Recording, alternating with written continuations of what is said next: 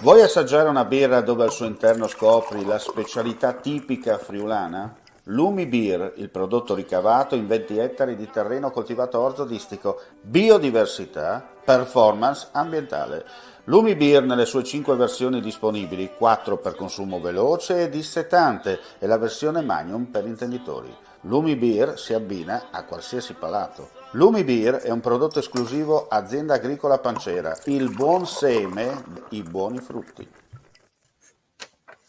Cordiale saluto gentili amici e amiche alla visione all'ascolto, ben ritrovati per quanto riguarda l'informazione su friulitv.net, oggi in trasferta nella nostra sede di Pordenone. Allora vediamo subito cosa è accaduto e partiamo da grado. Difesa idraulica del territorio, irrigazione e viabilità sono gli argomenti trattati nel corso di un incontro tra il Consorzio di Bonifica Pianura Friulana e l'amministrazione comunale gradese.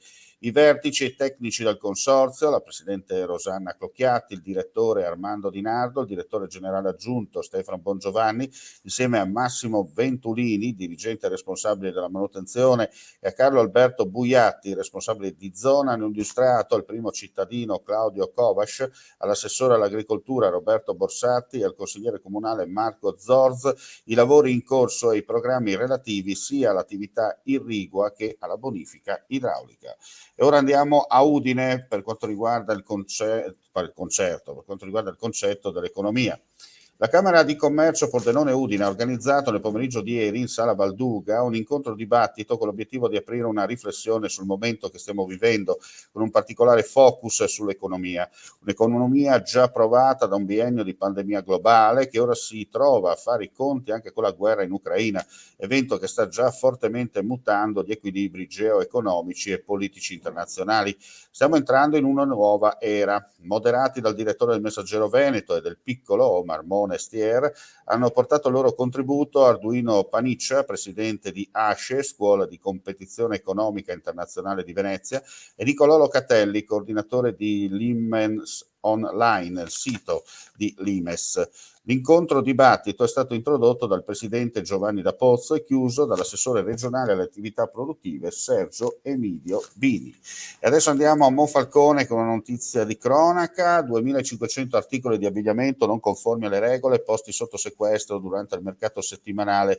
La Guardia di Finanza della locale tenenza assieme agli agenti della polizia locale durante un normale controllo hanno pescato in flagranza diversi ambulanti che esponevano e vendevano la merce non in regola, abbigliamento pensato per bambini privi della certificazione e marcatura sul prodotto CE. Da qui la confisca di beni per 7.700 euro e sanzioni pari a 1.000 euro cada uno.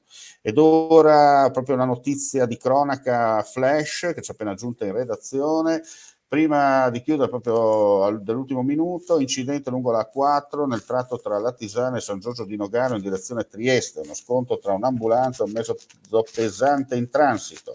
Una persona a bordo dell'ambulanza è stata estricata e successivamente caricata sull'elicottero e trasferita in ospedale a Udine, non è in pericolo di vita. Sul posto la polizia stradale per i rilievi, vigili del fuoco, personale di Autovie Venete e soccorsi meccanici. Ulteriori novità nel corso della giornata. Chiudiamo qui questa edizione flash, ulteriori news come sempre sul nostro sito friulitv.net. Grazie per la visione all'ascolto, non resta che augurare a tutti voi un buon proseguimento di giornata. C'è chi ti promette la luna, chi ti promette le stelle, chi farà un nuovo universo se sarà il caso. Noi non ti promettiamo, facciamo. Media Triveneto, il nuovo network del Nord-Est. Chiama senza impegno lo 0434 31 63 25, orario ufficio, da lunedì al venerdì. info@mediatriveneto.com.